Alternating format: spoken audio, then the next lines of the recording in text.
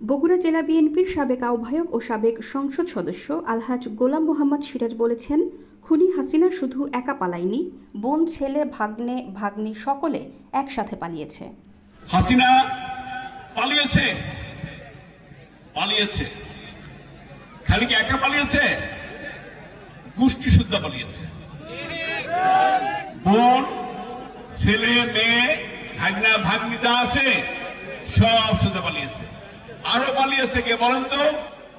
এই যে ধরুন শেরপুর ভোটের এমপি, সে তার আগের দল, নাম আর বলি না, নাম বললেও গুনাহ হয়, এদের নাম বললেও গুনাহ হয়, কারণ আপনাদের ভোটে এমপি হয় নাই, আপনাদের ভোটে এমপি হয় নাই। মিথ্যাচার করেছে, যার জোরতে করেছে, আপনাদের ডাকাতি করেছে, ঘরে ঘরে ডাকাতি করেছে আপনাদের। সেই ডাকাতদের নাম উচ্চারণ করতে কষ্ট হয়।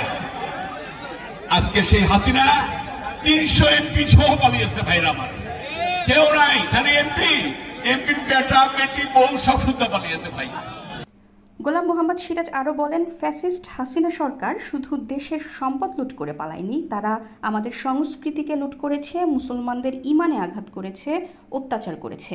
আমরা দেখি যে দেশকে লুটপাট করে নিয়ে গেল, দেশের সম্পদ নিয়ে গেল, দেশকে সমস্ত লুটপাট করে নিয়ে গেল না, এর চেয়ে বড় লুট করে নিয়ে গেছে। সেটা হলো আমার আপনার সংস্কৃতি, আমাদের ইমান। আমাদের ইমানকে হাত দিয়েছিল, মুসলমানদের ইমানকে সে হাত দিয়েছিল,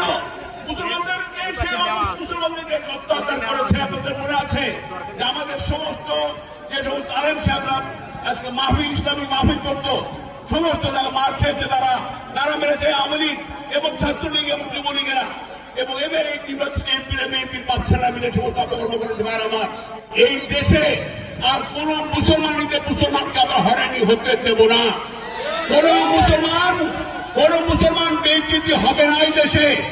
কোন মুসলমান বুক উঁচিয়ে বলবে যে আমি দেশের বাঙালি, এই দেশের মুসলমান, এবং বুক উঁচিয়ে বলবে যে আমি বাংলাদেশে বসবাস করি, আমার কোনো গডফাদার নেই, আমার কোনো ওই পাশের প্রতিবেশী, আমার বাবা নেই, আমার দাদা নেই, এই দেশ আমার, এই দেশকে আমরা ভালোবাসি। ভাইরা আমার, বুধবার বগুড়ার ধুনুটের জিএমসি ডিগ্রি কলেজ মাঠে অনুষ্ঠিত ইফতার মাহফিল পূর্ব আলোচনা সভায় বক্তৃতাকালে তিনি এসব কথা বলেন।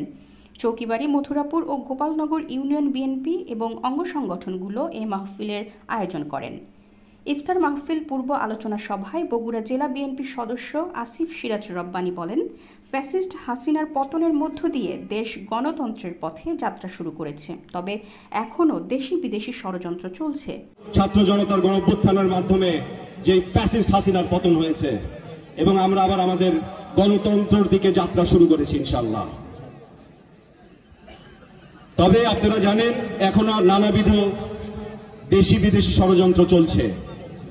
আমাদের নেতা জনাব তারেক রহমান একটা কথা বলেছে, আপনি 2 দিন আগে আপনারা শুনেছেন, যে আমাদের বিরুদ্ধে একটা মিডিয়া ট্রায়াল চলছে। মিডিয়া ট্রায়ালটা কি?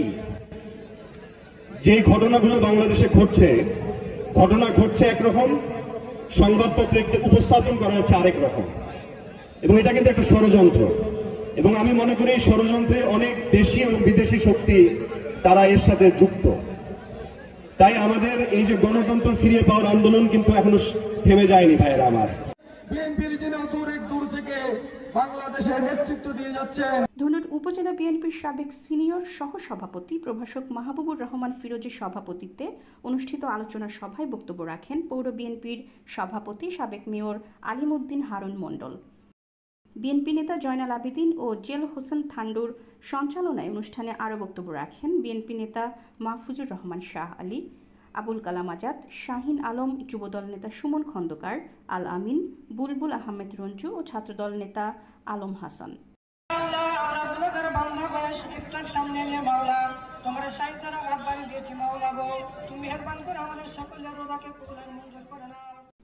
আলোচনা সভা শেষে বিএনপি চেয়ারপারসন খালেদা জিয়া, ভারপ্রাপ্ত চেয়ারম্যান তারেক রহমান সহ দলীয় নেতাকর্মী, দেশ ও মানুষের কল্যাণে বিশেষ মোনাজাত অনুষ্ঠিত হয়।